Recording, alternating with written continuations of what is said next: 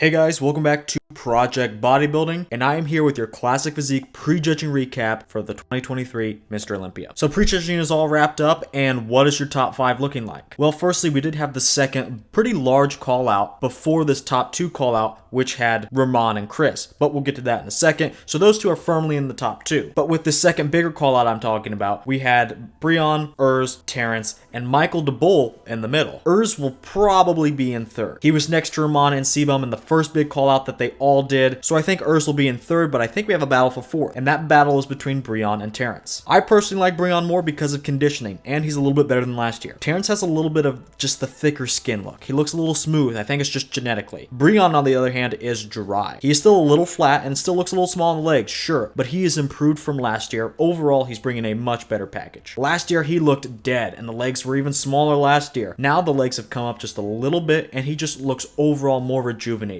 Even in his face, you can tell he's having a much better time this year. Honestly, with Breon looking more conditioned and more mature, I think he compares quite well to Urs and has a chance for top 3. Right now though, I'm going to put him in 4th with Urs in 3rd and Terrence in 5th. Then we had a top 2 just like last year with Rahman and Chris Bumstead, so let's talk a little bit about that. As for Rahman, he was the most improved guy, more improved than Urs, and in fact, more improved than Chris. The lats were improved from the front. I noticed that in the front double immediately. His taper looked much better, and from the back, they look better as well. In fact, the entirety of his back looked much better, and he was able to stand next to Chris Bumstead a lot more easily this time. And the conditioning was also right there with Chris. Rahman brought his A game and improved, while I think Chris stumbled just slightly. Now moving over to Chris was not really improved anywhere in terms of size. Besides maybe the arms, I thought they looked noticeably bigger. It was by a slight margin, but noticeable enough. But unfortunately, what I noticed for Chris the most was the conditioning. It wasn't as good as last year. Now don't get me wrong, he was not off, but last year was an 100% Chris Bumstead. He was full